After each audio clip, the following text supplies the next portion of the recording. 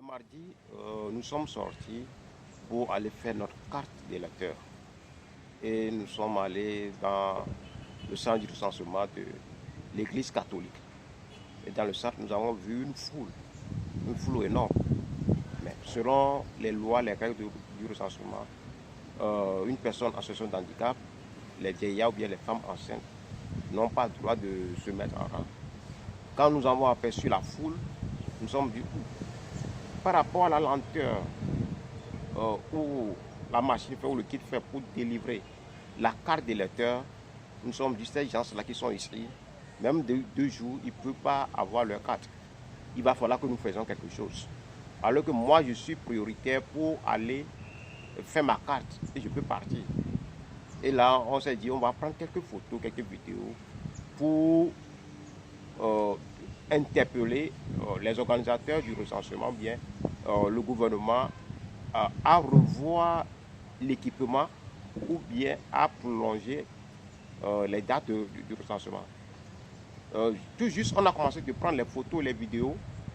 Quand je tourne ma tête, voilà mes compatriotes citoyens qui interpellent les agents recenseurs pour qu'ils appellent les policiers, le gendarme, pour qu'ils saisissent le portable. Mais il y a un portable, voici, on m'a des photos. Qu'est-ce qui se passe? Moi, je vais aller prendre ma carte. Et je ne vais pas perdre le temps pour se mettre en rang. Mais c'est vous qui étiez en rang. J'ai commencé par expliquer aux gens. Nous voulons juste prendre cette photo pour faire une action citoyenne, pour demander, pour montrer la manière dont les gens se sont mobilisés pour le recensement.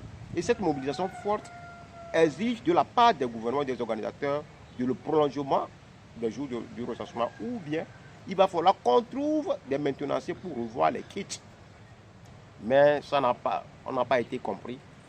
Le gendarme a dû saisir le portable et ça c'est devenu un débat houleux entre nous. Il y avait un gendarme, un responsable des gendarmes dans l'enceinte qui est venu. Il a dit, bon, ok, il faudrait qu'on efface les photos et les vidéos, puis on puisse reprendre notre portable. Là, on a effacé les photos et les vidéos. Et à notre grande surprise, il y a encore un monsieur là-bas qui criait, non, il faut aller dans le corbeil pour effacer les photos et les vidéos. On s'est exécuté, on a effacé tout. Et puis nous, on les a laissés, on est allé faire notre carte et puis on est parti. Mais cette question là pose un sérieux problème pour le débat au Togo sur la question des vidéos qui sont rentrées dans nos mœurs aujourd'hui. Aujourd'hui, les vidéos, les photos sont quelque chose qui sont rentrées dans nos mœurs. Et nous avons les activistes, nous avons les journalistes, nous avons les défenseurs des droits de l'homme, nous avons les producteurs de contenu sur les réseaux sociaux qui se servent des vidéos, des photos pour illustrer leurs choses. Maintenant, dans l'enceinte de l'Église catholique, nous sommes dans un espace public où le recensement se fait. Est-ce que dans cet espace public, est-ce qu'il y a encore le droit à l'image? Certaines personnes nous demandent, il faudrait qu'on vienne leur demander avant de prendre les photos. Il y a plus de 300 personnes. Est-ce qu'on va aller chez chaque personne individuellement pour prendre son accord?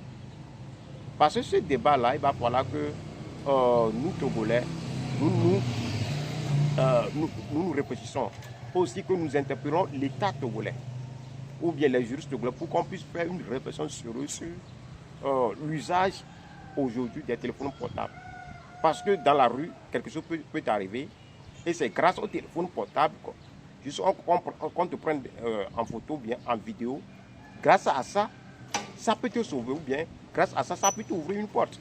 On se rappelle une femme ou un jeune homme, un comédien togolais, lui a demandé de l'argent. Il a pris en vidéo et la femme ne vendait que de bananes. Mais la femme avait seulement 500, de bananes pour 500 francs. Mais la femme a voulu donner 100 francs au jeune homme. Et le jeune homme a dit non, lui c'est un comédien, il est en train de faire cette vidéo. Quand la vidéo a circulé, on a rassemblé de l'argent pour la jeune dame. Aujourd'hui, la jeune dame tient sa boutique. Si la jeune dame avait refusé qu'ils ne doivent pas être filmés, qui va la connaître et puis qui va qui sont ceux qui vont vouloir cotiser pour elle. Donc, j'interpelle les Togolais. Il y a certaines personnes qui sont là, qui ont besoin des photos, des vidéos pour faire certaines revendications, pour que certaines lois, certains droits puissent nous revenir.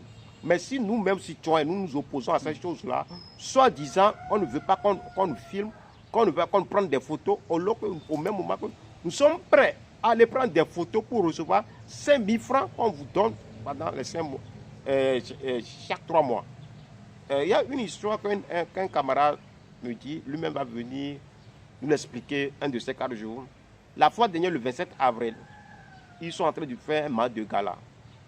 Il y a un monsieur qui a refusé catégoriquement qu'on le prenne en photo ou bien en vidéo. Et bon, le camarade a tempéré, il n'a pas pris les vidéos, il n'a pas pris les photos. Mais quand on continue le match, ils sont allés en finale. Arrivé en finale, il y avait un problème. Ils sont en train de discuter. Le camarade est venu de filmer les discussions. Il a dit, bon, quelque chose lui est venu en esprit que, bon, il va filmer les discussions. Quand il a continué de filmer les discussions, le monsieur a encore dit, non, je t'ai dit de ne pas prendre les photos, de ne pas prendre les vidéos ici, ce n'est que les discussions. Le 28, ils apprennent que le monsieur est mort. Le monsieur en question qui refuse qu'on le prenne en photo et vidéo, il est mort. Qu'est-ce qui lui est arrivé? Personne ne le sait. Imaginons s'il avait accepté qu'on le filme toute la journée. Aujourd'hui, on aura le film, la vidéo de toute la journée de ce monsieur-là. C'est pour dire que c'est difficile. On comprend cette volonté de protéger son image. On voit cette volonté d'avoir le droit. Mais quand on est dans un espace public, ce n'est pas dans ta maison, bien, on n'est pas venu chez toi individuellement pour te prendre des photos. Mais dans l'espace public, je ne pense pas que la question de droit à l'image a encore des faits. Bon, là, je peux me tromper, mais les juristes sont venus parler de ce. Parce que quand nous étions victimes de ça, ça a un peu gêné. Et je me suis rappelé de Freud, Jean Freud, en Amérique. Quand le policier le tabassait, on mit le genou sur son cou.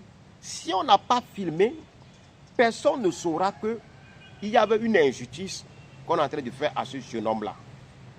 Donc, chers frères et sœurs togolais, à un moment donné, permettez-nous qu'on puisse filmer.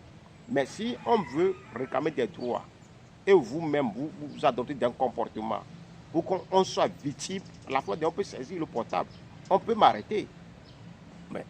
Et on va dire que j'ai cherché, parce que je dois aller tranquillement faire ma carte. Mais j'ai pensé à nous tous, à cette facilité-là qu'on doit y avoir, parce que quand on s'inscrit massivement, quand on a notre carte d'électeur, c'est notre droit. Et ça nous permet d'aller voter. Donc, sur ce, j'interpelle les juristes. Il va falloir qu'on fasse un débat. Aujourd'hui, les téléphones portables sont devenus dans nos mœurs. Prendre des vidéos, des photos sont devenus des outils de travail pour certaines personnes.